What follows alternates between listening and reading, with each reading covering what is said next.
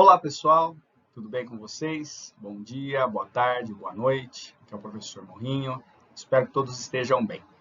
Hoje nós vamos trabalhar com a aula 33 da apostila 3 na nossa frente 2 de Geografia. Essa aula que fala sobre petróleo, dentro de duas aulas, na verdade, que tocam nesse assunto. Aula 33, a primeira parte, aula 34, uma segunda parte. Na aula 33, a gente vai conversar um pouco mais sobre o processo de formação do petróleo, a distribuição das jazidas, a questão do consumo, bem como a oscilação do preço desse recurso tão importante no mundo atual. Prestem bastante atenção, pois é um tema bastante recorrente nas principais provas. Começando então o nosso conteúdo, é sempre muito importante a gente lembrar que o petróleo é um combustível fóssil. Se ele é um combustível fóssil, ele tem poder de combustão, tem poder de gerar energia, e se ele é fóssil, significa que sua origem tem a ver com a decomposição de matéria orgânica, tanto de origem animal quanto de origem vegetal. Então, quando a gente olha para esse processo de formação do petróleo, que é um processo igual ao de formação do gás natural, como a gente acompanhou no nosso conteúdo anterior, o que a gente tem de importante para saber? Que esse processo de decomposição não acontece em qualquer lugar, mas sim em áreas de sedimentação ou em oceanos ou em áreas lacustres, como eu coloquei aqui para vocês, fundo de mares, fundo de lagos. E que esse processo de formação ocorreu principalmente durante a Era Mesozoica. Quando que foi a Era Mesozoica, Morrinho? A Era Mesozoica começou há mais ou menos 250 milhões de anos atrás, terminou há mais ou menos 65 milhões de anos atrás. Cerca de 70% de todo o petróleo formado no nosso planeta ocorreu esse processo de formação durante essa era mesozoica. E o que aconteceu de importante além da formação do petróleo e do gás natural nessa era mesozoica? Foi a era onde houve a vida e a extinção dos dinossauros. Foi a era geológica em que a Pangeia começou a se fragmentar. E é muito interessante a gente associar esse processo de fragmentação da Pangeia com a formação dessas jazidas de petróleo e gás natural. Por quê? Porque à medida que eu tenho a fragmentação da Pangeia, pessoal, eu tenho o surgimento de novas áreas lacustres, de novas áreas marinhas, de novas áreas oceânicas. E à medida que se formam essas novas áreas, sedimentos passam a se acumular no fundo dessas áreas lacustres, marinhas ou oceânicas. E ao mesmo tempo que esses sedimentos se acumulam, eu vou perceber que essa matéria orgânica animal, que eu chamo de zooplâncton, e vegetal, que eu chamo de fitoplâncton, começa de alguma forma a ser soterrada por essas camadas de sedimento. E aí eu posso começar a olhar para essa imagem.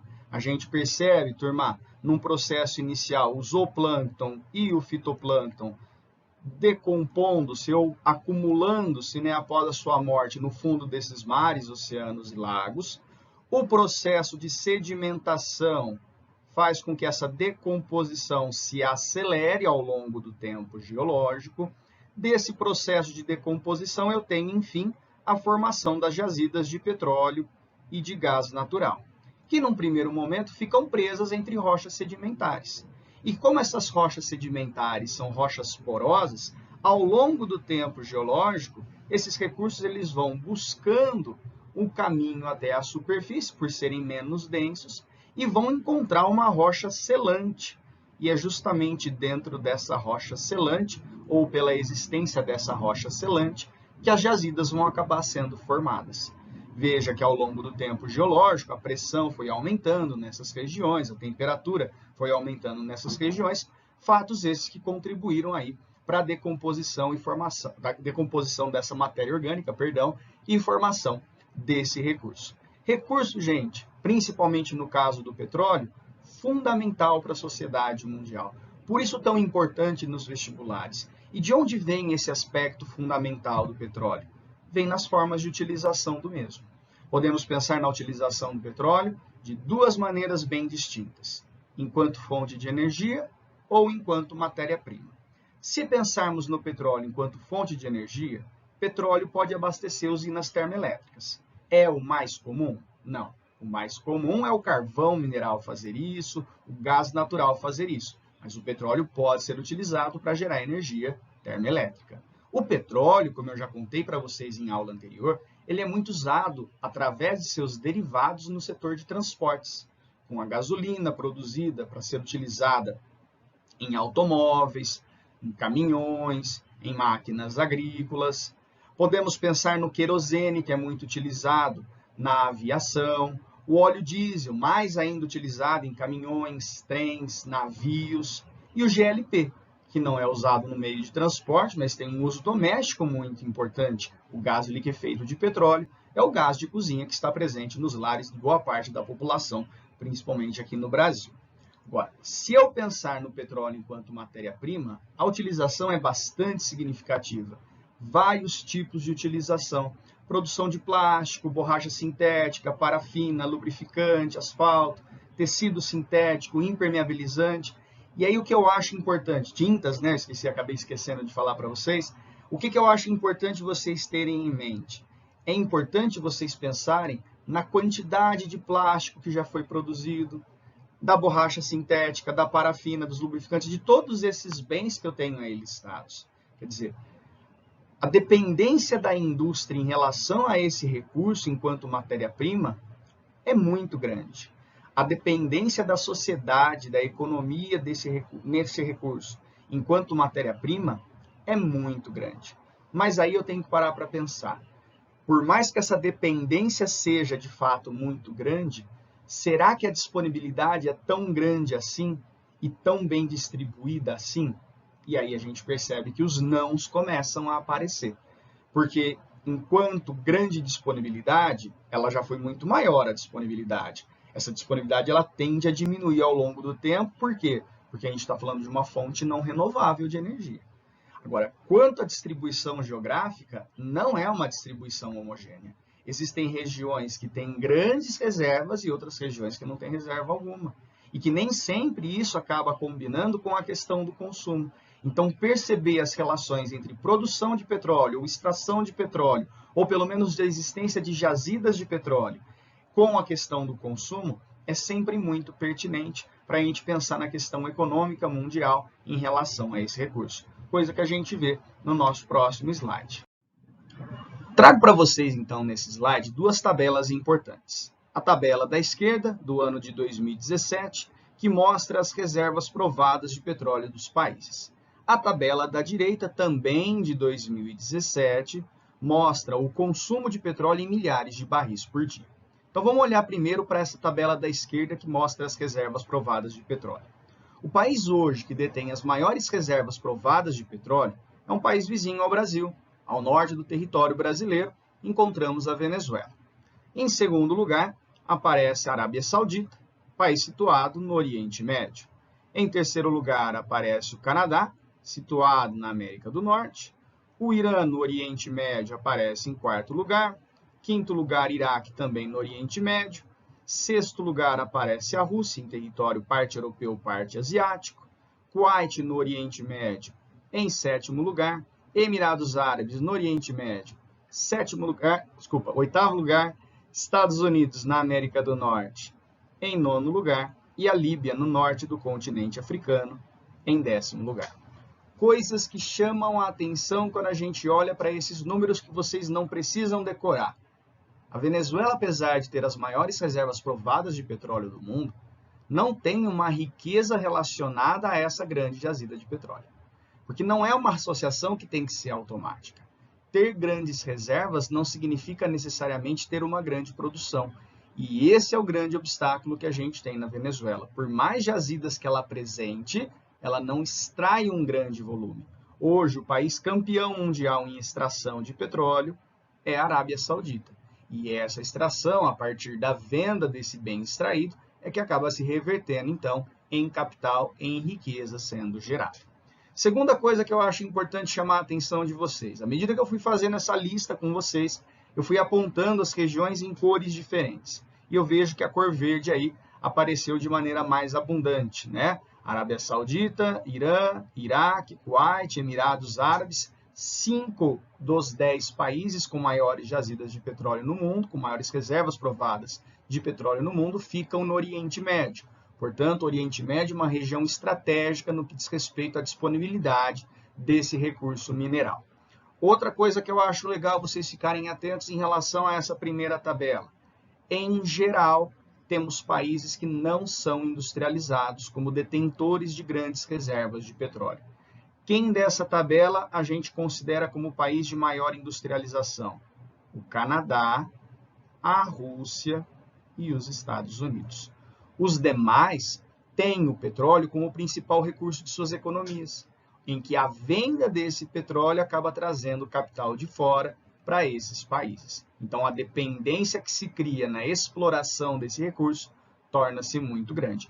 Não que os demais industrializados não dependam disso, também dependem, mas a dependência é relativamente menor, porque as economias aí são um pouco mais diversificadas. Vamos olhar agora para o outro gráfico, né? Olhando para o gráfico de consumo de petróleo, o que a gente percebe? Que, em geral, esse consumo de petróleo se dá principalmente em nações bem industrializadas. É o caso dos Estados Unidos, é o caso da China, Índia, Japão, aí a gente pula a Arábia Saudita, vai ser uma exceção. Aí vemos que Rússia tem grande industrialização, Brasil também, Coreia do Sul também, Alemanha também, Canadá também. Então, muito do consumo do petróleo está relacionado a essa atividade industrial, pela necessidade de matéria-prima, está relacionado à necessidade energética, na produção de energia elétrica, bem como na produção de energia para o setor de transportes. Ô Morrinho, mas por que a Arábia Saudita, que não é um país muito industrializado, está dentro dessa relação? A gente tem que lembrar que a Arábia Saudita é um país populoso dentro do Oriente Médio, que a população, de alguma forma, não como um todo, tá? Usufrui de um bom padrão de vida e, por ser muito quente a região, a demanda por aparelhos de ar-condicionado e refrigeração desse aparelho de ar-condicionado, refrigeração do aparelho de ar-condicionado não, né? E refrigeração dos espaços pelo uso do aparelho de ar-condicionado é muito grande. Então, a demanda energética para suprir esse uso vem muito da queima do petróleo. Então, a energia termoelétrica é o que explica aí essa utilização mais intensa da Arábia Saudita. Joia? Olhando para um geral, então, o que a gente pode caracterizar? Países que têm grandes reservas normalmente têm uma dependência muito grande da exploração e exportação desse recurso. Países de grande consumo nem sempre possuem grandes reservas. O que vai ser exceção aqui? Os Estados Unidos, que tem grandes reservas e grande consumo. A Rússia, grande reserva, grande consumo. Canadá, grande reserva, grande consumo. Tá? O Brasil, nesse caso, ele aparece entre reservas de medianas para altas e consumo também de mediano para alto. E na aula seguinte a gente vai especificar um pouquinho mais a situação brasileira, não é o momento mais adequado. Vamos perceber que existe uma outra relação interessante aqui, em especial nessa tabelinha das reservas. Boa parte desses países estão unidos em uma entidade supranacional. Entidade essa super importante para esse conteúdo, que é a OPEP, que a gente vai entender melhor no próximo slide. Com sede em Viena, na Áustria, a OPEP, que é a Organização dos Países Exportadores de Petróleo, completa esse ano 60 anos de existência. Ela foi criada no ano de 1960, com menos países do que atualmente ela é composta, e quando ela foi criada com qual intenção? Manter um grande controle sobre o mercado mundial de petróleo. Pensando nisso, o que a gente olha para a OPEP e vê enquanto organização é que ela funciona como um cartel de países com grande capacidade de extração de petróleo e de exploração, exportação desse petróleo. Como um cartel, estabelece cotas de produção de petróleo para que o preço do petróleo fique no patamar que ela deseja para o mercado internacional. Porque a gente vai ver em slide seguinte que boa parte das reservas mundiais encontra-se atualmente sob o seu controle. Pensando um pouquinho no contexto histórico da formação da OPEP, a gente volta lá para a década de 1960. Em 1960, o mundo vivia o contexto da Guerra Fria, contexto esse já trabalhado em história, já trabalhado em geopolítica, em que nós tínhamos um mundo marcado pela bipolaridade. De um lado os Estados Unidos, do outro lado a União Soviética, numa disputa ideológica, tecnológica, política e econômica entre essas potências, dominando extensas áreas do nosso planeta. Quando a gente olha para os países que compõem a OPEP, a gente percebe que esses países não vão se atrelar nem tanto aos interesses americanos, nem aos interesses soviéticos, mas vão formar uma terceira via, porque era muito comum durante esse período da Guerra Fria a gente fazer a divisão do planeta em três mundos. O primeiro mundo, que a gente normalmente pensa em países capitalistas, desenvolvidos, mas que é muito mais composto por aqueles países atrelados ideologicamente aos Estados Unidos. O segundo mundo, mais do que um mundo socialista, é formado por aqueles países atrelados ideologicamente à União Soviética. E o terceiro mundo que aparece, por mais que ele seja marcado pelo subdesenvolvimento, ele é mais marcado pela tendência ao não alinhamento ideológico, à aversão ao processo de imperialismo. E aí é interessante perceber que boa parte dos países da OPEP que se situam no Oriente Médio foram países dominados por potências imperialistas durante a primeira parte do século XX. Esses países, depois da Primeira Guerra Mundial, que faziam até então parte do Império Otomano, tiveram um período de administração tampão pela Inglaterra, pela França, e que abriu a possibilidade de empresas europeias, de empresas norte-americanas explorarem muito o petróleo dessa região. E antes da OPEP existir, é interessante lembrar para vocês que existia um outro cartel muito forte, que a gente chama de cartel das Sete Irmãs. Sete Irmãs porque são 7 grandes empresas petrolíferas, tanto europeias quanto americanas, que de uma forma ou outra atuam no território brasileiro, seja na venda de lubrificantes, na venda de combustíveis, no refino desses combustíveis, ou até mesmo na pesquisa ou prospecção de campos petrolíferos. Estou falando da Esso, da Shell, da British Petroleum, da Mobil, da Chevron, da Gulf Oil e da Texaco. Essas empresas tinham, enquanto essas regiões do Oriente Médio, esses países do Oriente Médio, eram dominados pelas potências imperialistas, essas empresas tinham grandes jazidas de petróleo e controlavam boa parte desse mercado mundial. Com a saída dessas potências imperialistas da dominação dessa região, o que essas nações vão fazer é nacionalizar, estatizar todos esses campos petrolíferos e passar esses estados a ter controle sobre os campos petrolíferos. E é aí que emerge a OPEP como um cartel muito mais forte do ponto de vista econômico, do ponto de vista político, do que era o cartel das Sete Irmãs. Vamos no próximo slide ver quais são esses países atualmente membros da OPEP. Observando então o mapa, trago aqui para vocês os membros atuais da OPEP. Aqui eu tenho o símbolo dessa entidade e dentro do Oriente Médio a gente encontra o Irã, o Iraque, a Arábia Saudita, o Kuwait e os Emirados Árabes Unidos. Hoje o continente africano é aquele que tem a maior quantidade de membros da OPEP. Na porção ao norte, a Argélia e a Líbia, no que a gente chama de África Branca ou Saariana, enquanto que na África Subsaariana, Nigéria, Guiné Equatorial, Gabão, Angola e Congo também são membros dessa entidade. Na América do Sul, o único país membro dessa entidade é aquele que detém hoje as maiores jazidas de petróleo provadas no mundo, que é a Venezuela. Esses países que compõem hoje a OPEP, sozinhos praticamente detêm 80% das reservas mundiais de petróleo. Porém, no ano de 2016, foi criada uma entidade ligada à OPEP, mas não exatamente com o mesmo poder da OPEP, chamada OPEP+. Pouco aparece na mídia, pouco aparece nos vestibulares, mas eventualmente pode ser que apareça justamente esse ano. A ideia desses países da OPEP+, que são 10 países, é, junto com a OPEP, passar a ter um poder maior de decisão sobre o processo de extração de petróleo, sobre o volume a ser extraído e disponibilizado ao mercado consumidor. A grande intenção desses países da OPEP+, é justamente tentar manter a oferta de petróleo abaixo da demanda, forçando assim a subida do preço do petróleo no mercado internacional.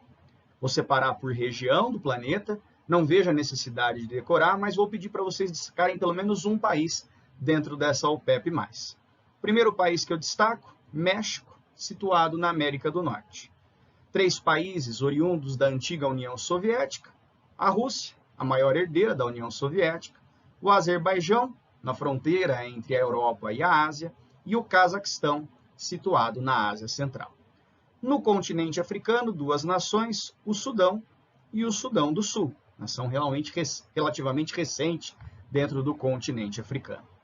No Oriente Médio, Bahrein e Omã, enquanto que no Sudeste Asiático, quem aparece? é a Malásia e Brunei. De todos esses países, acho interessante dar uma maior atenção para o território russo. Grande potência geopolítica, herdeira da União Soviética, um dos países do BRICS, bloco de países emergentes, que tem aí uma participação, uma projeção política mais significativa e que detém reservas significativas de petróleo, como a gente viu nas tabelas anteriores, nos slides anteriores que a gente deu uma olhada. O que é importante a gente pensar em relação à Rússia? A Rússia, por ter bastante petróleo no seu território, muitas vezes participa ativamente do jogo político das discussões entre OPEP e OPEP+. Justamente porque ela tem interesse, a partir do processo de exploração de petróleo, capitalizar bastante para arrecadar fundos, para manter as suas ações públicas, ações estatais, com bastante atividade. Então, dentro das discussões geopolíticas atuais relacionadas a petróleo, como muito em breve a gente vai ver na nossa aula, Rússia, líder da OPEP+, e Arábia Saudita, grande produtora de petróleo dentro do Oriente Médio e da OPEP, serão atores importantes dentro desse debate. Vou mostrar no próximo slide para vocês como que se dá a distribuição das reservas de petróleo da OPEP, dos países não membros da OPEP e entre os países da OPEP. Muito mais a título de curiosidade do que propriamente algo para vocês decorarem, porque vai cair no vestibular. Então acompanhe aqui comigo. Trago então para vocês essa tabela aqui embaixo, esse gráfico aqui em cima, que mostra a importância da OPEP no que diz respeito às reservas, produção e exportação de petróleo. O que o gráfico e a tabela nos trazem diz respeito principalmente em relação às reservas mundiais de petróleo. A OPEP sozinha tem um domínio de praticamente 80% dessas reservas mundiais. Ou seja, os países que não fazem parte da OPEP somados chegam a pouco mais do que 20% de todas as reservas de petróleo. Pensando dentro da OPEP, quem tem grandes reservas de petróleo, eu poderia muito bem fazer a interpretação desse gráfico olhando para essas diferentes cores dessas fatias maiores. Mas aí eu posso fazer a utilização desta primeira coluna dentro da minha tabela e perceber que a Venezuela, a Arábia Saudita, o Irã e o Iraque são os grandes países com as maiores reservas de petróleo. Significa que são aqueles com as maiores produções? Com exceção a Venezuela, os outros três têm grandes produções de petróleo. Vale a pena ficar guardando esses percentuais, esses valores, Morrinho? Não, besteira. Mas é importante ter em mente esse volume de 80% em relação ao total, em relação às reservas de petróleo.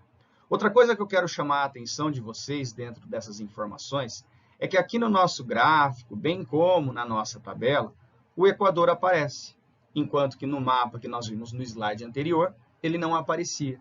O Equador fez parte da OPEP até o final de 2018. Em 1º de janeiro de 2019, ele deixou a entidade justamente porque alegava não conseguir manter as cotas de produção determinadas pela OPEP. Então, dentro dessa relação, a gente desconsidera a existência do Equador hoje em dia. Veja que a fatia do Equador não chegava a 1% de todas as jazidas, né, de petróleo da OPEP que a gente tem aqui na tabela.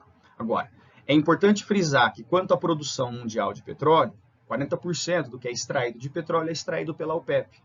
60% do total do petróleo exportado no mundo é exportado por países da OPEP.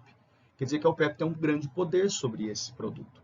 E se ela decide estimular ainda mais essa produção ou essa exportação, ou retrair essa produção e essa exportação, o impacto sobre o preço mundial do petróleo é imediato. E se esse preço tem impacto, toda a cadeia produtiva mundial sofre impacto. Porque o petróleo é matéria-prima industrial, então produtos industrializados podem ficar mais caros ou baratos por conta dessa valorização ou desvalorização do petróleo. E o mesmo se aplica à produção de energia elétrica e o uso de derivados do petróleo no setor de transportes. Como os produtos precisam ser deslocados de uma região para outra, o frete também tem impacto à medida que o preço do petróleo é alterado. Beleza? Essas grandes alterações mais significativas no preço do petróleo, a gente na geopolítica, na geografia, até mesmo na história, a gente chama de choques do petróleo. 2 importantes choques do petróleo aconteceram, como a gente vai ver nos próximos slides. Um no ano de 1973, outro no ano de 1979. A história trabalhou especificamente com vocês esses choques do petróleo. E a gente vai perceber que há uma vinculação muito grande desses choques com situações políticas ou geopolíticas dentro do Oriente Médio. Conflito entre árabes e israelenses, guerra entre Irã e Iraque, revolução islâmica no Irã. E esses assuntos aparecem dentro da frente 3 de geografia, a parte de geopolítica que o Machado trabalha. Então, para não ser repetitivo, nós vamos fazer uma abordagem mais superficial desse assunto, já que o Gustavo, em História, aprofunda os choques do petróleo e o Machado, em Geografia, aprofunda esses conflitos no Oriente Médio. Para a gente falar, então, desses choques do petróleo, trago esse gráfico para vocês que mostra a variação do petróleo do tipo WTI durante os choques do petróleo. Então, a gente tem essa situação que no ano de 1972, o petróleo custava um pouco mais do que $2 o barril, e o barril tem 159 litros desse recurso. E já no ano de 1981, um pouquinho abaixo dos $40 o valor do barril.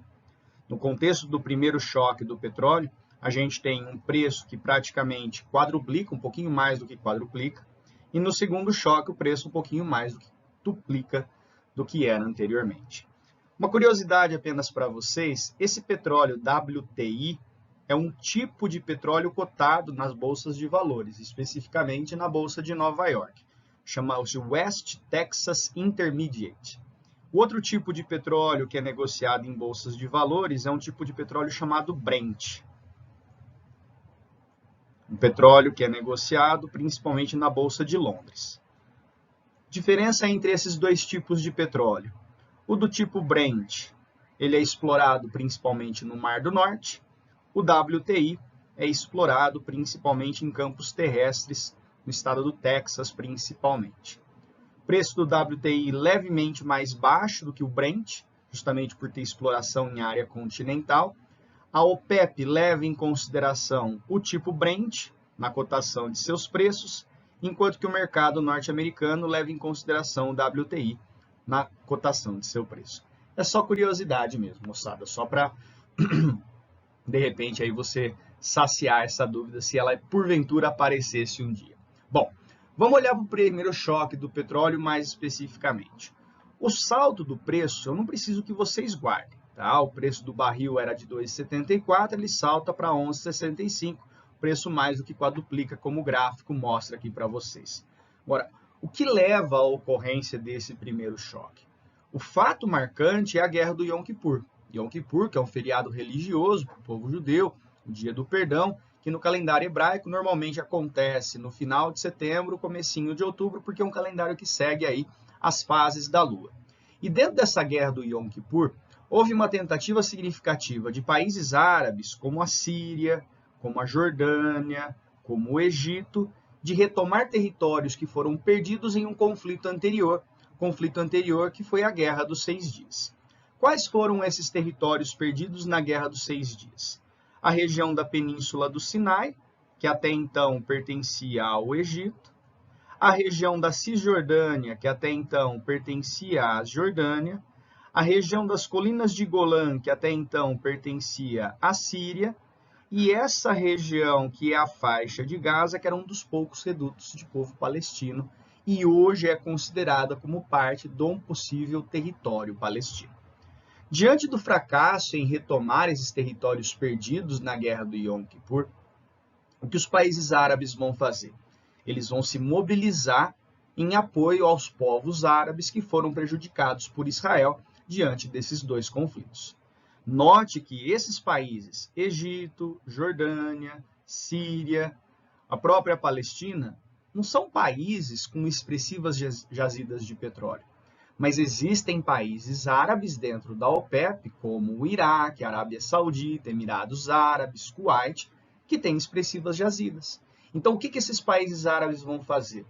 Diante de sucessivas derrotas militares nesses conflitos entre árabes e israelenses, eles vão usar o poder econômico, principalmente o poder do petróleo, para tentar reverter esse quadro territorial, político, religioso dentro desse conflito árabe-israelense. E vão fazer o quê? Vão retrair a extração de petróleo.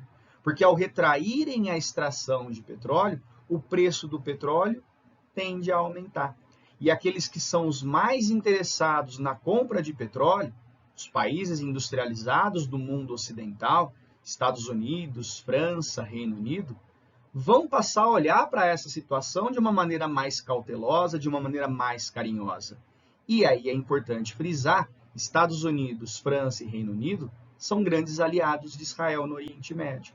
O impacto imediato, principalmente do lado norte-americano, é que os Estados Unidos, a partir dessa situação, passam a tentar mediar esse conflito entre árabes e israelenses, porque eles sabem que é um terreno muito perigoso se eles não lidarem de maneira adequada, porque isso pode refletir numa alteração significativa do preço do petróleo. Então veja que interessante, né? A partir do momento que a gente tem essa mexida no preço do petróleo, a tendência é a intervenção internacional para a pacificação desses povos árabes e israelenses dentro dessa região da Palestina. Joia, então, primeiro choque do petróleo, ano de 1973.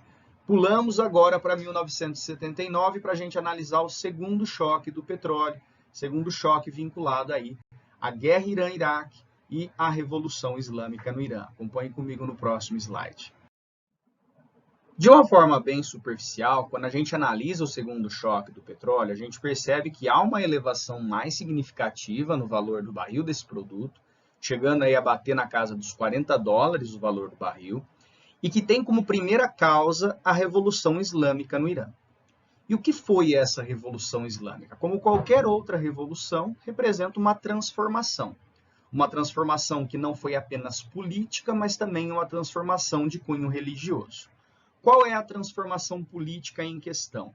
A destituição do Shah Reza Pahlavi, de um governo laico em que política e religião não se misturavam, para um Estado teocrático liderado por um líder religioso, vinculando religião e política, o Ayatollah Khomeini. Quando a gente tem essa revolução islâmica no Irã, a gente tem um retrocesso do ponto de vista das relações internacionais. A ideia do Reza Pahlavi era promover um governo modernizador dentro do Irã e contava com a venda de petróleo para implementar essa modernização econômica do país. O Ayatollah Khomeini vai seguir no sentido oposto, vai tentar buscar as tradições religiosas serem obedecidas dentro desse país. E dentro desse resgate do tradicionalismo religioso, muito do que fazia-se antes para essa modernização acontecer vai ser deixado de lado, como, por exemplo, o processo de exploração e exportação de petróleo. Isso vai ter um impacto imediato nas relações internacionais iranianas, porque as grandes potências ocidentais vão olhar com olhos não tão bons para essa situação do Irã, em especial a situação norte-americana vinculada ao Irã, até porque pouco depois dessa Revolução Islâmica, existe um fato muito marcante nas relações entre os dois países, que foi o sequestro da embaixada norte-americana na capital iraniana, a cidade de Teherã. Então a gente tem como causa imediata desse segundo choque, não só esse governo tradicionalista, mas essa retração da exploração iraniana de petróleo. E quando um dos grandes países com reservas de petróleo, extração de petróleo, deixa de fazer essa extração, a oferta é bastante abalada e o preço acaba sofrendo uma elevação. Temendo que esse processo revolucionário do Irã se alastrasse por outros países do Oriente Médio, os Estados Unidos se aproximam do Iraque. Iraque, naquela época, governado por esse cidadão, cara famoso na geopolítica do Oriente Médio, Saddam Hussein. E apoiando Saddam Hussein para conter esse processo revolucionário liderado pelo Irã, liderado pelo Ayatollah Khomeini, tem início a guerra Irã-Iraque, que, como pano de fundo, é cercada por uma disputa entre Irã e Iraque em torno da região do Shat el-Arab, que é a foz do rio Tigre, do rio Eufrates, que dá acesso ao Golfo Pérsico, mas que tem como causa verdadeira justamente essa tentativa do Iraque em conter essa revolução xiita que acontecia até então no Irã.